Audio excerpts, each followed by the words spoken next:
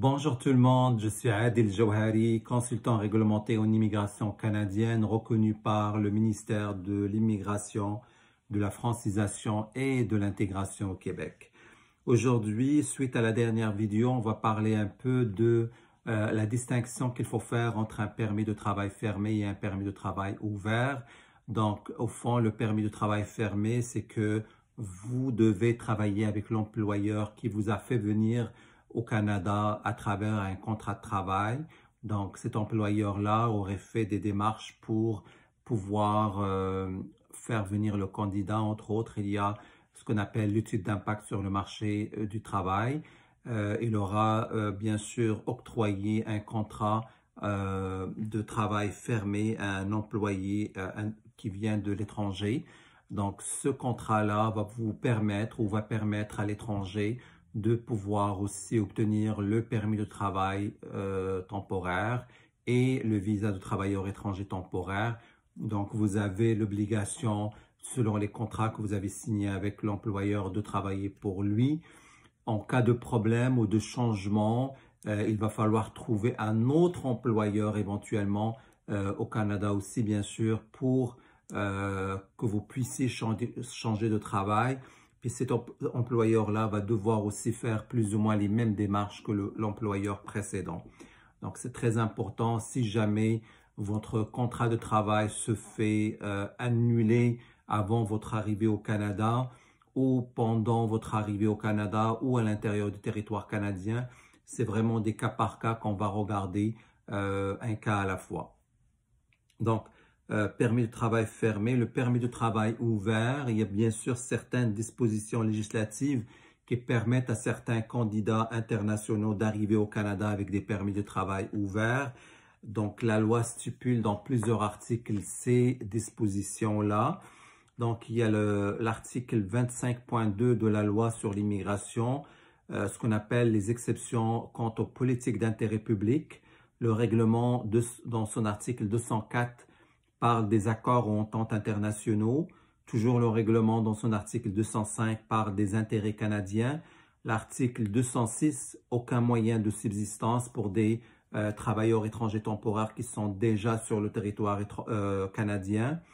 Le règlement, dans son article 207, parle des demandeurs de résidence permanente au Canada. Et le 207.1 parle des travailleurs vulnérables, donc les travailleurs qui sont déjà au Canada et qui sont dans des situations vulnérables. Et l'article R208, donc toujours le règlement des motifs humanitaires. Donc ça, c'est plusieurs cas de ce qu'on appelle des exceptions qui peuvent être apportées à la loi concernant le permis de travail fermé, qui feront en sorte que le candidat, dans ces dispositions légales-là, dans une de ces dispositions légales-là, va pouvoir bien sûr obtenir un permis de travail ouvert. Donc, c'est vraiment du cas par cas, ce n'est pas des dispositions générales. Dans la majorité des cas, il faut avoir bien sûr tout le dossier du candidat, il faut l'analyser, il faut voir aussi un peu la classification nationale des professions, etc., etc., pour déterminer si il y a une de ces dispositions-là ou de ces exceptions-là qui peuvent s'appliquer à un candidat international pour qu'il puisse éventuellement obtenir un permis de travail ouvert. Donc, si vous pensez être dans le cas d'une de ces dispositions-là qui vous permettent d'avoir un permis de travail ouvert, contactez-nous via courriel sur info-lifeproject-canada-immigration.com et envoyez-nous votre CV et puis votre situation. On va pouvoir analyser en profondeur la situation en question pour regarder si vous êtes éligible à une de ces dispositions qui peuvent vous donner accès à un permis de travail ouvert. Je répète, des frais s'appliquent pour la consultation initiale, quels que soient les types d'immigration pour lesquels vous nous contactez. On va toujours vous envoyer un courriel avec le contrat de consultation initiale, le questionnaire exploratoire, ainsi que les frais payables préalablement à la rencontre de consultation initiale. Donc, c'est vraiment des frais qui vont nous permettre d'analyser votre dossier, de pouvoir déterminer un peu votre éligibilité à tel ou tel permis de travail ou tout autre programme d'immigration. Donc, je répète, je réponds à certaines personnes qui m'ont écrit sur le privé.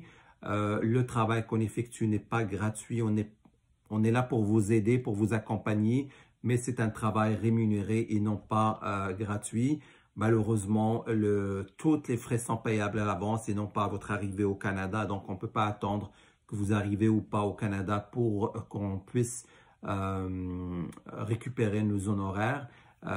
Et c'est probablement la raison pour laquelle je dis ça, parce que vraiment, ça revient très souvent, que ce soit dans les commentaires, dans les courriels. On vous envoie une offre de service pour la consultation initiale. On vous indique c'est quoi notre taux horaire, notre tarification pour la consultation initiale. Si vous n'êtes pas encore prêt, mais il suffit tout simplement de décliner cette offre-là. Et puis, merci infiniment et bonne chance dans vos démarches.